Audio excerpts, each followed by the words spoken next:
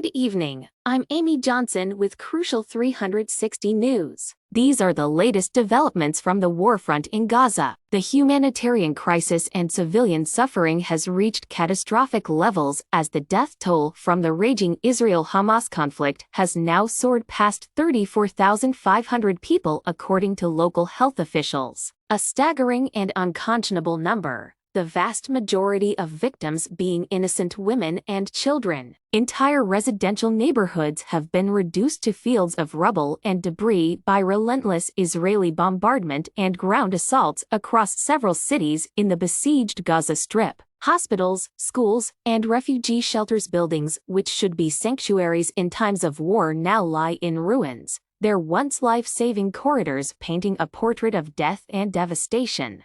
But perhaps most chilling of all are the recently discovered mass graves unearthed around two hospitals seized by Israeli forces, the Shifa Medical Complex in Gaza City and the Nasser Hospital in Khan Yunis. Graves containing the corpses of several hundred people. The haunting visuals have sent shockwaves around the world, prompting the UN Security Council to demand full access for independent investigators to establish the circumstances and facts around these grisly burial sites. In a unanimous statement, the Council insisted on, quote, immediate, comprehensive, transparent, and impartial investigations to establish the circumstances behind the graves, allowing families to know the fate of their missing loved ones. The Israeli military claims the graves contained militants sheltering in the hospitals, killed in battle. However, those claims have not been verified and could amount to war crimes and grave breaches of international law if civilian remains were mishandled.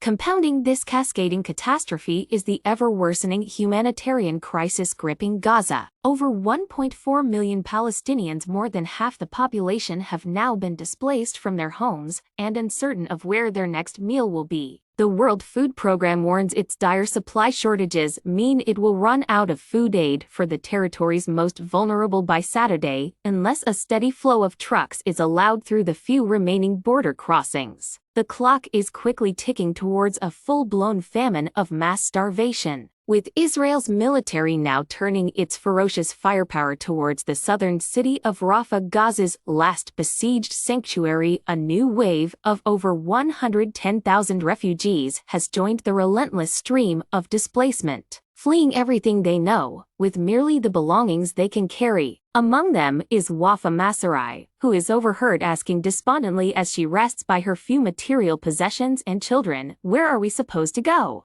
The answer is nowhere. There is no sanctuary, no escape from the horror. Another refugee clutches his 8-month-old daughter and laments, "Where is the world that is just watching us? It's like we're sheep." The UN has stridently warned that any full-scale invasion of Rafah would render its limited humanitarian operations inoperable and lead to a disastrous new surge in civilian casualties. Yet, the Biden administration has controversially refused to label Israel's intensifying assault on the city as crossing its own red line against a major ground offensive, a clear sign of the administration's prioritization of its allies over adherence to its own principles and values. This endless cycle of violence risks escalating into a regional conflict already spilling over into neighboring Lebanon. Over the past weeks, a shadow war has erupted along the Lebanon-Israel border, with the militant group Hezbollah firing rockets into Israel in retaliation for several deadly drone strikes. The deepening crisis has provoked outrage and defiant acts of protest across America's college campuses, as student activists demand their universities take tangible action against the occupation by divesting from companies profiting from Palestinian subjugation. At elite universities, emboldened students have occupied the central administration building until their demands for full transparency around the endowment's investments are met. Many believe that they cannot in good conscience remain invested in companies that are profiting from Palestinian suffering and the subjugation of an entire people, further believing that inaction is complicity as crimes against humanity are being committed on their watch. The protests come in the wake of the UN General Assembly voting by an overwhelming 143-9 margin to grant Palestinians new rights and privileges within the world body. The resolution also calls on the notoriously deadlocked Security Council to revisit Palestine's stalled application for full UN membership as the 194th recognized state. In an unsurprising move, the United States joined a handful of allies, including Israel, in voting against the measure. U.S. Deputy Ambassador Robert Wood reiterated Washington's opposition,